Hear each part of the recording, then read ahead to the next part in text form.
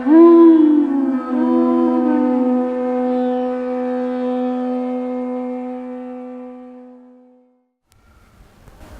Namo Bhagavate Vasudevaya.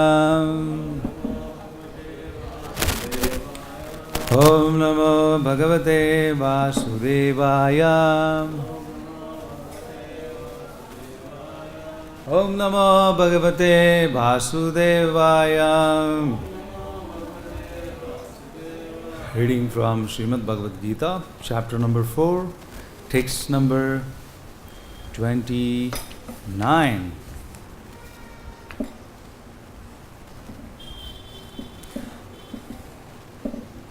Apana juvati pranam, prane panam tata pare.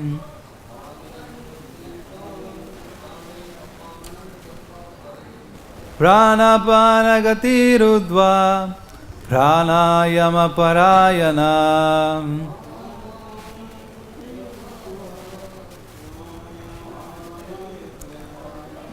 Apane, in the air which acts downward. Juvati, offer.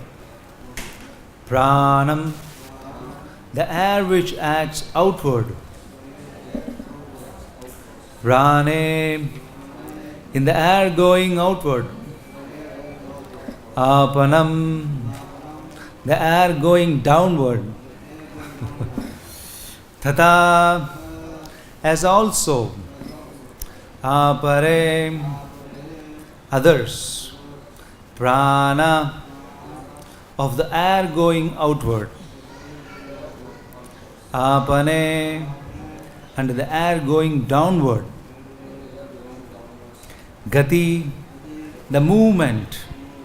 Rudva, checking. Pranayama, trance, induced by stopping all breathing. Parayanaha, so inclined. Apare, others. Niyata, having controlled. Aharaha, eating. Pranan, the outgoing air. Pranesu, in the outgoing air. Juvati, sacrifice.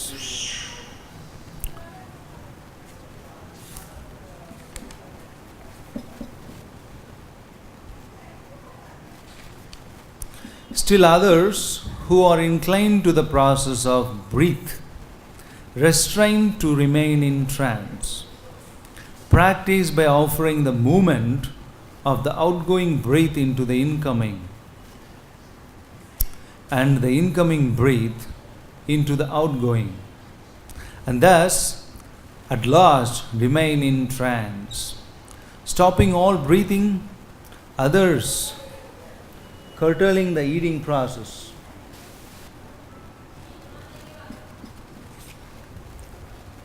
Offer the outgoing breath into itself as a sacrifice. Purport.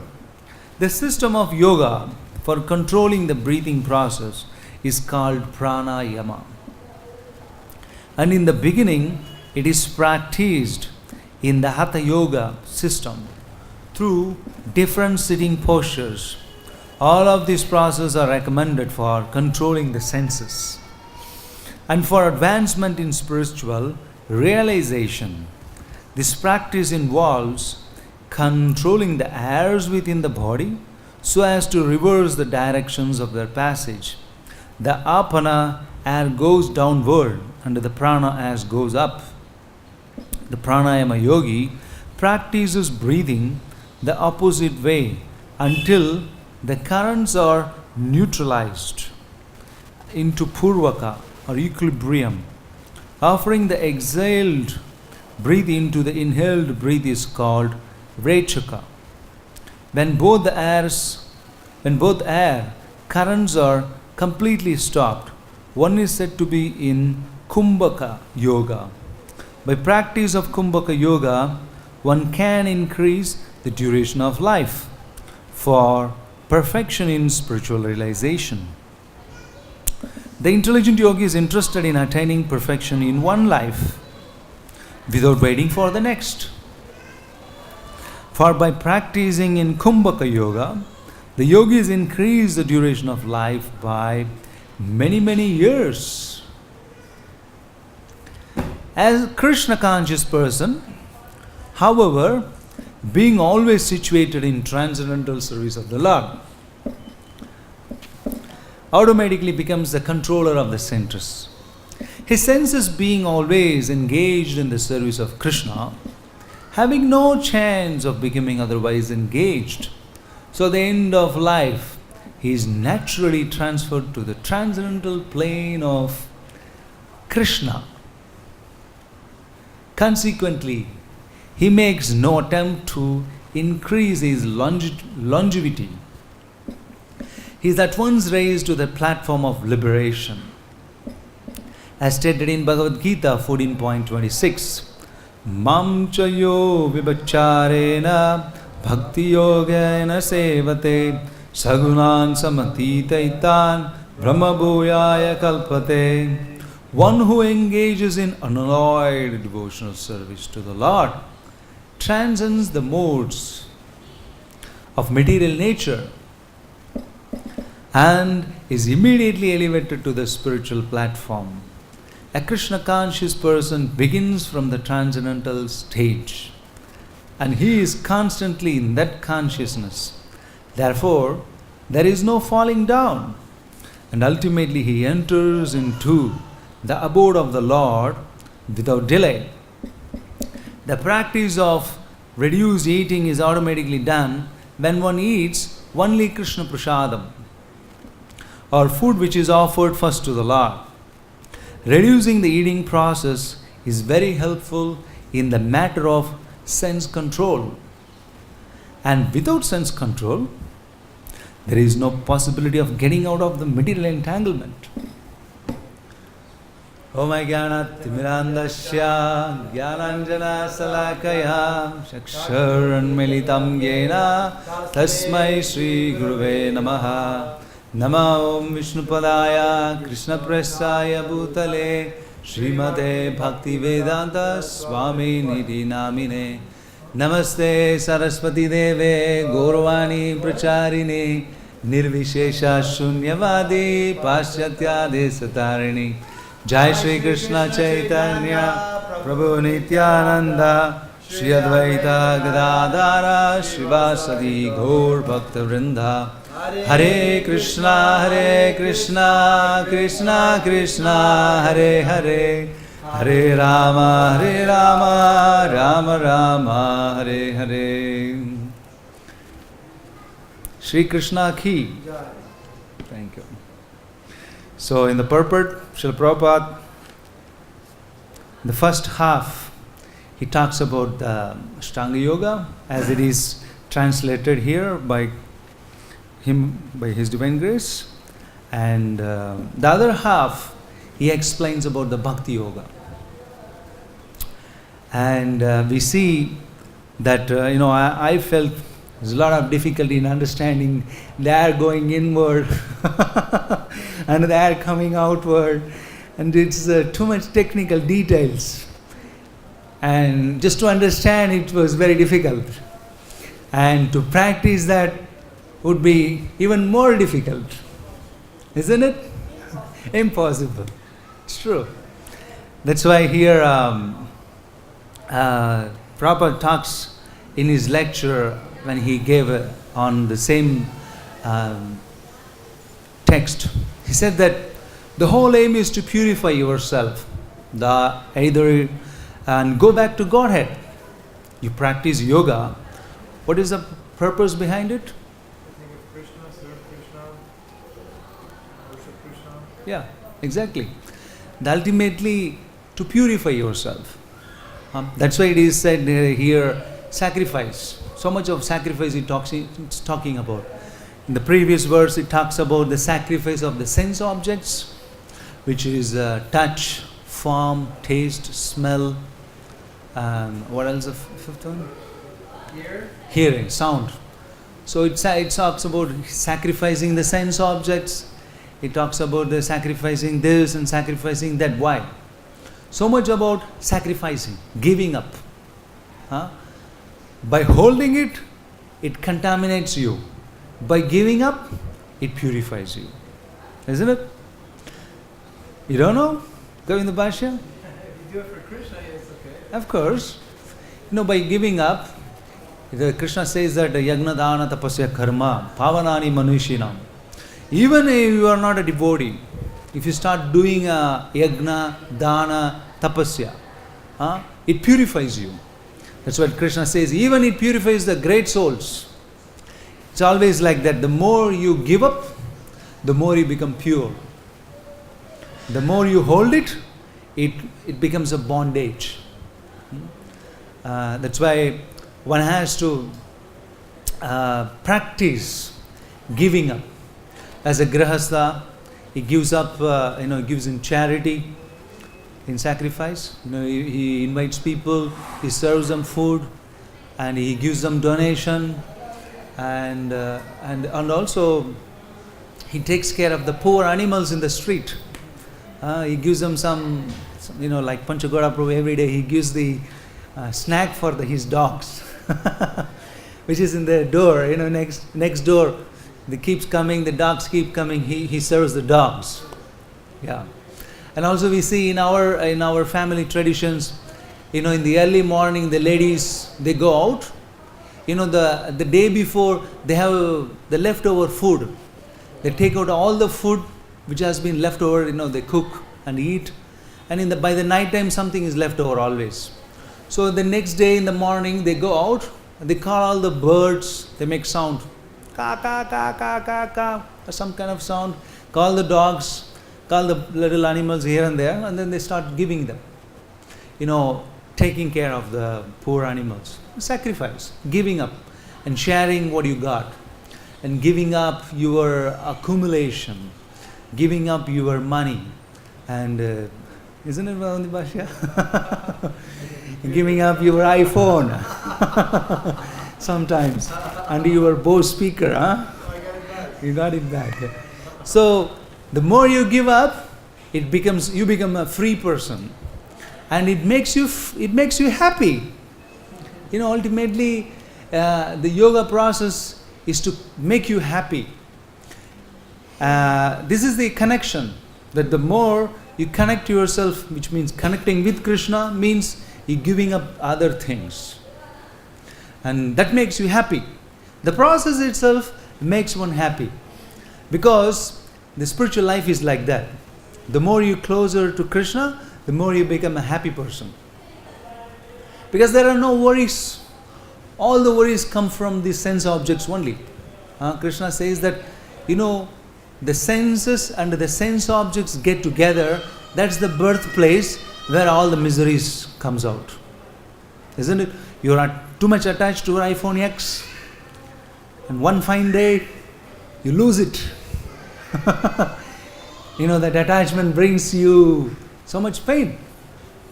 Similarly, with other things, you're attached to your children, your wife, your money, your bank balance. You're attached to your own personal desires. So the more you hold on to it, the more it gives you pain. And the more you become neutral and surrender to Krishna. Whatever Krishna wants, let it happen. Just the thought itself, the moment, it becomes a birthplace for happiness. You become a happy person. Because what you got in this material world, to become worried, you offered everything. The brahmachari offers sense control, studies, all these things. And the grahastha offers this, and the vanaprastha offers that, and the practicing renunciation, and the sannyasi offers austerity, and etc., etc. And then there is nothing to hold on, and there is nothing that makes you unhappy. Then you become very neutral, and that's the place where the transcendental knowledge takes birth. The fourth chapter talks about transcendental knowledge. Where you get the transcendental knowledge from? From the step where you start giving up. Satum sanjayatam jnanam. The more you fixed up in the goodness, that becomes, you start developing some knowledge about the transcendental subject matter. That becomes clear to you. That's why we see the senior devotees have a deeper understanding than the junior devotees, isn't it? The neophytes and the junior devotees, obviously in the beginning of your devotional life, you are attached to so many things. You are attached to yourself, your body and this and that, sense objects, and etc., so many things. But we see that the more you become elevated, the more you start giving up things, the more you become a renunciant. It becomes clear for them that the ignorance is now not there. So attachment is nothing but ignorance, passion and ignorance. So that is what covering you from understanding transcendental subject matters. The more we see that people keep on hearing for years and years and years. For them, everything is normal. They are happy, they are very neutral, they are fixed up in going back to Krishna. But we people are in the beginners, very struggling sadhakas. It's very difficult. There are too many problems for them. But for seniors, they do have too many problems, but it's not bothered. They are not bothered by it, isn't it? They're not really worried about it. This program is a failure. My hip broke, my hands. I got this disease and that disease, but it's not really affecting them. Okay, life goes on. They keep chanting. They are fixed up in Krishna, and they are concerned about going back to Krishna and benefiting others. And in the neophyte stage, people are too much concerned about their own self, etc. So the transcendental knowledge takes place by giving sacrifice, giving up all your attachments, and your position. Especially, you are in a position that you always try to benefit others and help others to grow. This is a sacrifice for the Kshatriyas. That you benefit others, be like a tree and benefit others.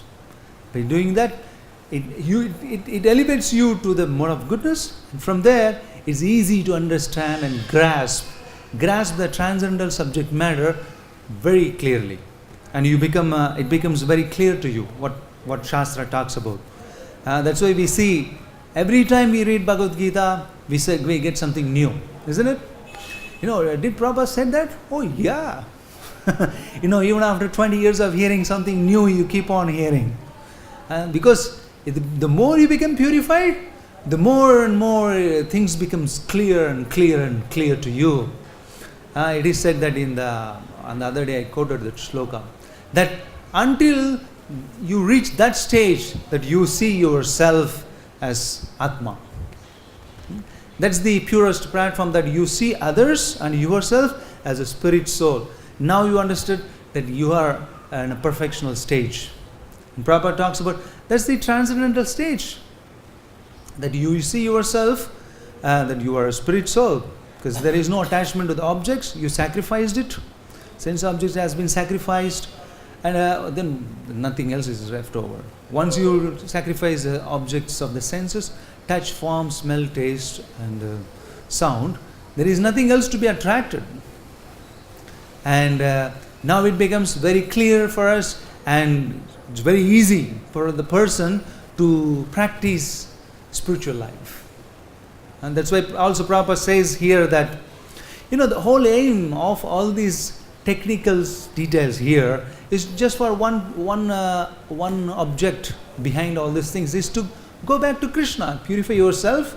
For that purpose you do all these austerities, and then behind that purification, the goal is to go back to Krishna. So Prabhupada says, either you practice this yoga, that yoga, whatever is yoga, is the ultimate.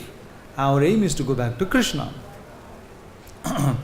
Also Prabhupada said, any transcendental practice is called yoga. It can be karma yoga, jnana yoga, dhyana yoga, or Krishna consciousness, whatever it may be. But it all meant for we should consider that it as transcendental, and that will give us perfection as long as it is connected to Krishna. And Prabhupada quotes a sloka that he said that in this age of Kali, there is no other practice than bhakti-yoga. There is no Ashtanga yoga for the Kali Yuga people. People are feeling difficulty in getting up in the morning and digesting the food which they ate. And what kind of yoga they are going to do? The Ashtanga yoga is a very austere. Once one Prabhupada disciple, he said that, bhakti yoga is so easy, anyone can take part in Krishna conscious life. Either you are a woman, old lady, old man, young boy, a young girl, whoever it may be. But in the other yoga, like Jnana yoga, the first thing is that you take sannyas. You give up all the sense objects. That's the first qualification that you to practice Jnana yoga. First you take sannyas, then we'll talk about Jnana yoga. It's not that you are attached to women, you're attached to your position, you're doing diplomacy, you're engaged in politics, you engage in all sorts of nonsense, and you also do yoga. No. First thing is you cut off all your attachments. From there we start Jnana yoga. But bhakti yoga is so nice. Prabhupada says Krishna karma. You do anything, but you connect that with Krishna.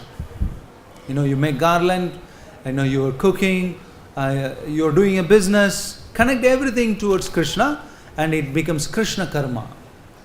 From there, that is called as bhakti yoga. It's very easy. But other yoga, first thing, sannyas. This is the beginning. Then we'll talk about Jnana yoga.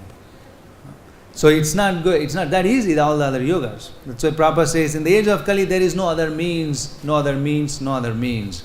For self-realization, to realize that you are not this body, you are spirit soul, you are part and parcel of Krishna, there is only one process in Kali Yuga, that you chant always Krishna, Krishna, Krishna, Krishna, Krishna, Hare Krishna, Hare Krishna, Krishna, Krishna, Hare Hare, Hare Rama, Rama, Rama, Hare Hare. You wear colorful dress, you wear saffron, no problem. Everything is engaged. You wear matka silk, you wear white and white, you wear khadi and everything. Isn't it? We see people are happy wearing nice dresses, at the same time they are doing bhakti yoga, Hare Krishna, Hare Krishna. But other yoga process, first thing is sannyas. No attachments. So it's not going to be that easy, and not a good idea for Kali Yuga people to practice anything. We see every Krishna conscious person, we observe people who are really sincere and serious. They are very happy. And they are very bright, and they have a good intentions. Isn't it? They are almost like sannyasis. Prabhupada said also, whoever is practicing bhakti yoga, they are in transcendental platform. Doesn't matter. It's the more than sannyasis. The moment the Krishna consciousness starts from transcendental platform. Bhakti yoga starts from transcendental platform. The other yogas, you have to climb up so much. Yam, niyam, asan, pratyahara, dhyan, dharan, samadhi, and everything. But here someone comes and some Mataji, she chants Hare Krishna. And then immediately she is in a transcendental platform. Immediately she got in touch with Krishna. Because, Chaitanya Mahaprabhu says, Namanami no bin. That is, Chaitanya Bhagavad says, there is no difference between Krishna and his name. So that's why the moment you chant Krishna, and immediately Krishna is next to you. Yes, sir. I am yours. When someone shared a quote in the Facebook that, if you desire, in front of the deities, you're praying to Krishna, and if you feel like crying, then immediately Krishna reciprocates to you. And if you have shed tears already, then Krishna has become yours. In front of Krishna, you go and shed tears. Please accept me. I am yours. And Krishna has already accepted you and he became yours. The bhakti yoga is so nice and it's very easy, like that.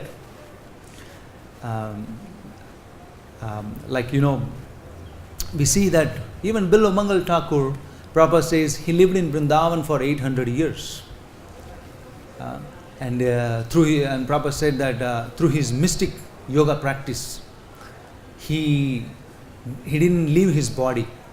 After that, Chintamani, that prostitute, she gave that advice. That, if you have the same desperation for the Supreme Personality of Godhead, you will achieve. After that incident, he practiced Krishna consciousness in Vrindavan. If you go to downtown Loi Bazaar, just on the way to Radha Govindji temple, is Bilva Mangal Thakur Samadhi is there. And he's one of the example for unalloyed pure devotional service. That he gave up everything. He came to Vrindavan. He just absorbed in Krishna. And Prabhupada appreciated the great poems and the glorification Govinda Damodara Madhaveti. The beautiful song which is written by Bilva Mangal Thakur. Prabhupada said that he's an old man, 800 years, he's living in Vrindavan, chanting Krishna's name day and night, absorbed in Krishna and chanting his name, and all his senses, are inactive, and it became inert because he has gone too deep inside. That external senses, it didn't work. External senses worked because he is active inside, just chanting Krishna, Krishna, Krishna, Krishna. And Prabhupada said that he's always seeing Krishna, though the external senses are blind, he sees Krishna inside and he becomes happy. Too much absorbed in Krishna. And Prabhupada said that he's also practiced Ashtanga Yoga. That he didn't leave his body, 800 years he lived. And he absorbed in Krishna every time Prabhupada said that Krishna will go in front of him and put his hands like this and hear, see Bilva Mangal Thakur, his devotional practice, become attracted towards his devotees' devotion. And this is bhakti yoga, that when the moment the devotee, he himself thinks, I belongs to Krishna, and I wanted to serve Krishna, I wanted to be in touch with Krishna and connect with Krishna, and immediately Krishna reciprocates. Because Krishna is also a person with sentiments, with emotions, and with reciprocation, just like you and me. And it becomes easier to develop sentiments, emotions and everything to Bhakti Yoga process. It becomes very easy. That's why Prabhupada says that other process not needed. Kalau nasti eva gatiranyata. There is no other need for practicing any other thing. So Prabhupada also says, take that instruction from Bhagavatam, that in the 12th chapter he says, Krite yadhyayato vishnum tretayam yadyato makai dvapare paricharyayam kalavatad hari kirtanat. Even Srimad Bhagavatam recommends that, in those days, Krite Dayatam Vishnum, in Satya Yuga, people were meditating, doing meditation, dhyana, and Tretayam Yajato Makai. Treta Yuga, they were doing yagya, and Dwapare Paricharyayakam. In the Dwapara Yuga, they were doing all the massive deity worship, very detailed, and Kalavatad Hari Kirtanat. And in the Kali Yuga, and you just chant Hare Krishna, wherever you are, and you are in touch with Krishna immediately. Immediately you are in the transcendental platform. And Prabhupada also says that Krishna is such a nice friend. The moment you call him, and he is very grateful. He is very grateful to his devotees. Just like the dogs, the master, when he starts loving the dogs become immediately loyal to the master. We see in this material world, the dogs are very famous for being loyal to his master. This is naturally. In the history so far, no dogs has betrayed their master, isn't it? in the history, there is no dog has betrayed a master. It's like just like that. I'm just giving a crude example.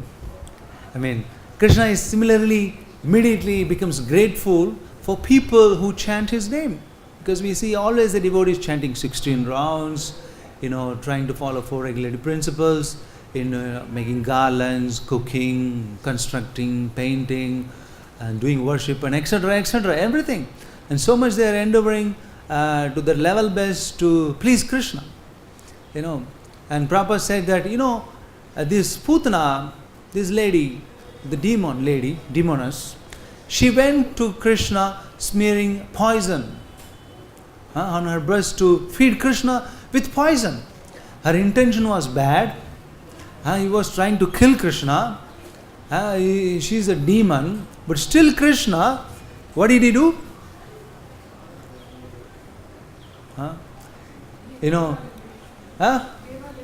Yeah. Krishna, even to demoness, with a bad intention, and she came, ordered by Kamsa to kill Krishna. She wants to kill Krishna, such a bad intention, and also poisoning Krishna. But still Krishna is transcendental. He took it in a very positive way. She came to feed me milk. And Prabhupada says that, who can be so grateful than Krishna?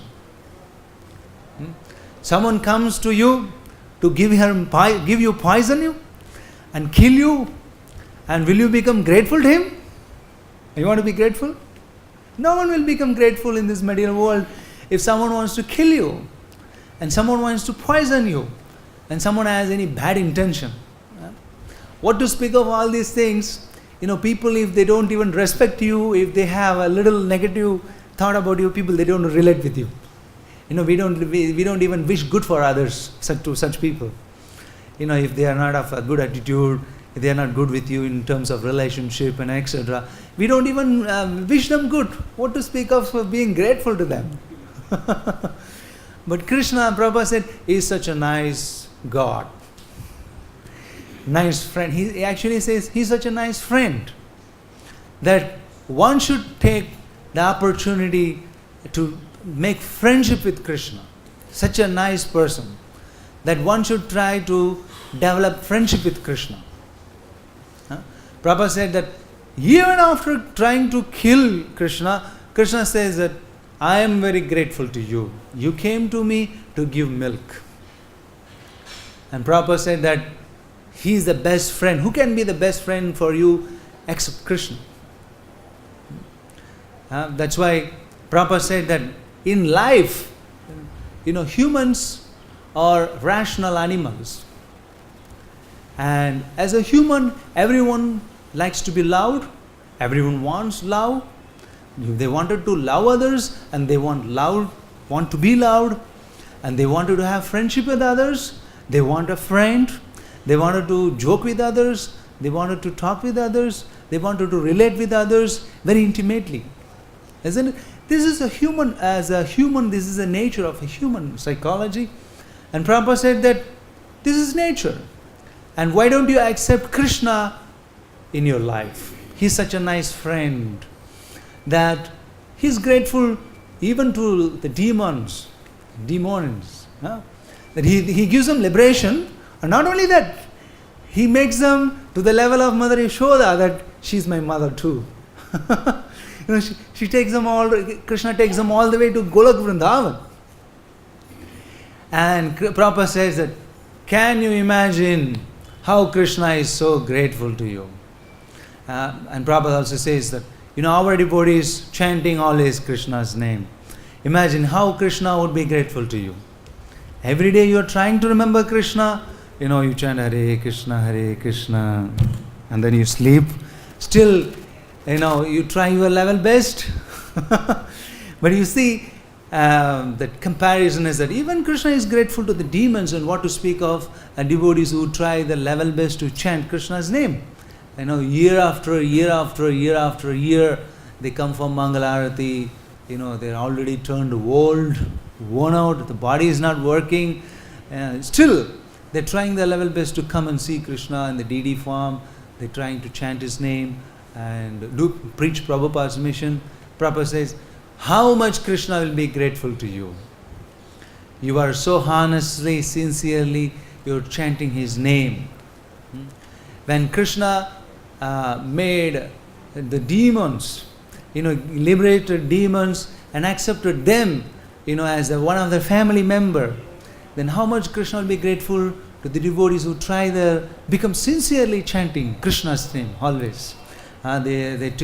Devotees are serving always the other devotees, taking darshan to other temples, book distribution, preaching. So one way or another, they're always engaged and praying. Plus, they're praying in a very sincere mood. Krishna becomes so sincere that he will sell himself to you. Krishna is so grateful for eternity. When Krishna can give himself to the demons and liberate them, and what to speak of devotees. And that's why the devotees have to be very grateful, very careful in dealing with the other devotees too. And Prabhupada also says that one has to be very careful in dealing with others so that you will not commit any offense. And your process, the practice becomes fruitful or perfected very quickly. Prabhupada says that the problem is that the devotees do a lot of offenses. The Prabhupada said the progress is that you have to avoid the 10 kinds of offenses. That is progress. And 10 kinds of offenses can be avoided if you chant more. That is also yoga. That means your mind and your all senses are concentrated. That is samadhi. You chant Krishna, hear Krishna, that is process. Not that you are chanting Krishna mechanically, but you are hearing something else.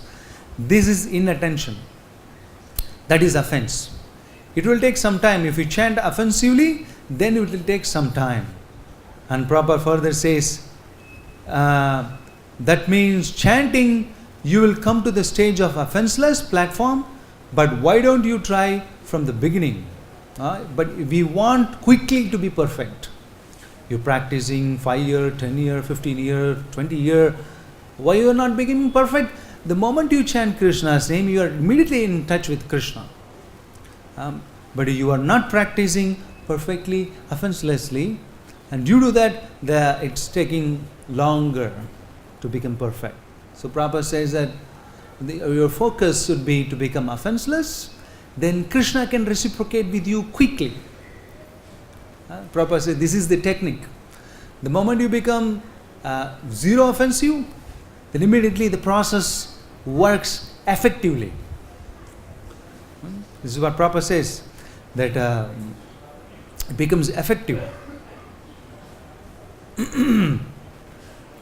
And effectively in the sense that you can relish and immediately,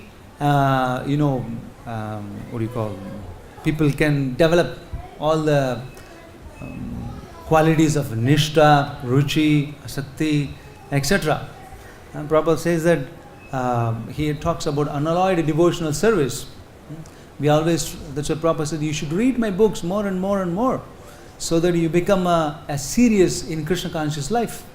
The more and more and more you read and absorb yourself, that the books are like a mirror which shows where you are lacking, what you are supposed to do. It becomes like a guide. This is the guide. It shows your real form. And also in Prabhupada talks about 11th chapter in Bhagavad-Gita also, it says that he talks about unalloyed devotional service, giving in an example of Rupa Goswami. The term Sangha Varjitaka is very significant. One should disassociate himself from persons who are against Krishna. And not only are the atheistic persons against Krishna, but so are also those who are attracted to fruity activities and mental speculation. And therefore, pure form of devotional service is described in Bhakti Rasamrita Sindhu, first chapter. in the 11th shloka, Anyabhilasita shunyam jnana karmadi anamrutam anukulyena krishna anurusilanam bhakti uttama. It talks about uttama bhakti. Srila Rupa Goswami gives a definition of uttama bhakti. He says that Anyabhilasita shunyam, no desires for what? No desires for jnana, no desires for karma, etc. And whatever is anukul for Krishna, and he will accept it. And to please Krishna, to make Krishna very happy. And anything you do, like we even dress up nicely to please Krishna. Isn't it? But now we dress up nicely to please someone. And this is called karma. To put it in a simple way. And we chant in a kirtan to please someone. And this becomes also karma. But if the intention becomes, may Krishna become happy, may Krishna become pleased, may my friend Krishna be satisfied with me, with my devotional service. This is Uttama Bhakti. You don't have to stand upside down or do any kind of gymnastic to please Krishna. Whatever you do, have an intention, may Krishna be satisfied with me. May Krishna become happy with me.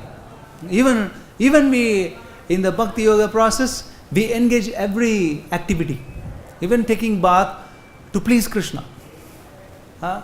Okay, you purify yourself so that you can go to Mangalarati, you can do the puja. Okay. But even before that, you offer your activity to Krishna. No. After going Mangalarati to please Krishna is okay. But even before going to Mangalarati, taking bath is also for Krishna. Taking bath in Bhakti Yoga is also Bhakti. Brushing your teeth is also Bhakti. Because we do everything for Krishna. Just like the gopis, they dressed themselves. It's not that they dressed themselves to cover the body. It's they dressed themselves nicely to make Krishna happy. So that intention becomes bhakti. It's not that, I dress up myself, cover up myself so that people will not look at my bare body. No. They are not concerned about the society. They are not concerned about anyone's criticism or glorification, anything like that. They are only concerned about Krishna. They are the best examples for Uttama Bhakti. They are the best examples for pure devotional service. Topmost devotees, gopis. And they were thinking about Krishna 24 hours a day. They're bathing for Krishna, wearing sari for Krishna, eating for Krishna, living for Krishna. Life is meant for Krishna. This is Bhakti Yoga. That's why in the sadhana bhakti also, Prabhupada also says, everyone is a pure devotee.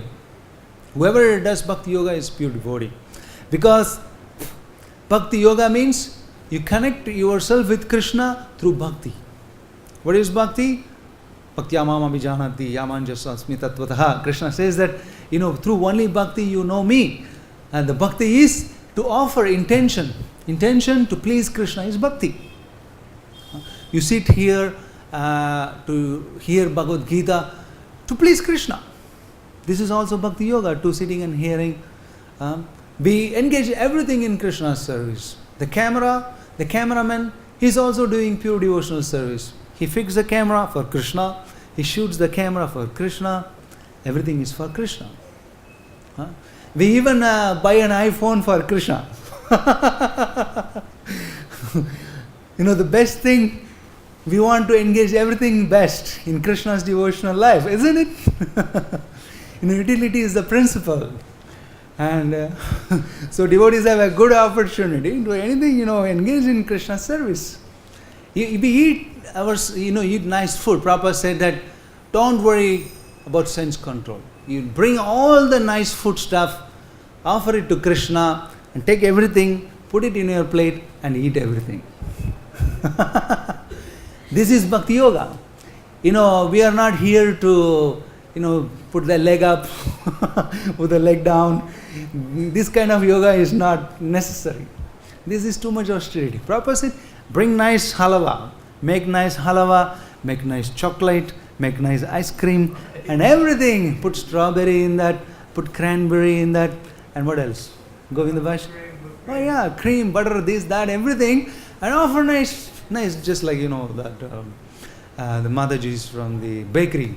They make cheesecake and this cake and that cake, everything offered to Krishna, and after that you take everything, put it in your plate and eat nicely. And Prabhupada said, your senses will be controlled. This is bhakti yoga. Because you eat everything is also for Krishna. This is the intention. Pavagrahi Janardana. Krishna is always the best person, the best friend. He's not a narrow-minded or a petty person. He is a very broad-minded. When he can give liberation to Putana, when he can give the position of a mother to Putana, what to speak of the people, spend a lifetime in serving Krishna. Krishna becomes so grateful.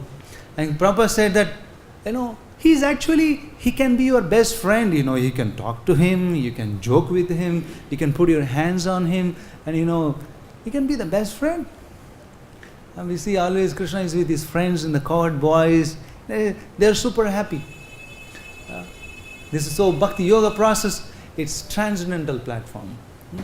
Even at the end of the life, when you come and start your bhakti, still you are in the transcendental platform. Doesn't matter. You have committed so many sinful activities. You have wasted your life. But at least at one point, you connect yourself with Krishna and think that I do everything for Krishna. I speak for Krishna to please him. I make him happy. May Krishna become happy. This is pure devotional service. We are not here for fruitive activities. We are not speculative knowledge. Our only intention, may Krishna smile at me. May he become happy. I chant 16 rounds to please Krishna.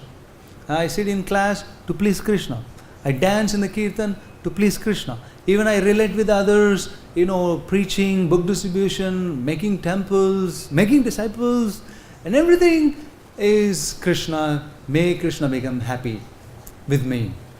And may Krishna reciprocate with me with a nice smile. This is Bhakti Yoga, Prabhupada's mercy. I just conclude the lecture by a nice memory from a Srila Prabhupada disciple, Rameshwar Das. He talks about Balaram. Tomorrow is a Balaram Jayanti, so we have some nice quote from Srila Prabhupada. On a morning walk, Srila Prabhupada explained why he had installed Balaram alongside of Krishna in Vrindavan. And Rameshwara Das explains, the main reason Prabhupada gave is that in the future, our men who are now performing very strenuous preaching and sankirtan, mixing with the conditioned souls, they will feel sometimes a weakness or exhaustion from this, and they will require additional strength to carry on the vigorous pace of the preaching work which Prabhupada himself had set up or ordered. So Prabhupada said, therefore I have brought Balaram here in Vrindavan for all of my disciples from all over the world to come and pray to this Balaram. And he will give them that extra strength so that they can go on preaching vigorously in the West. Shri Balaram ki jai. Srila Prabhupada ki jai. Jai Jai Shri Radhe Shyam. Hari Bol.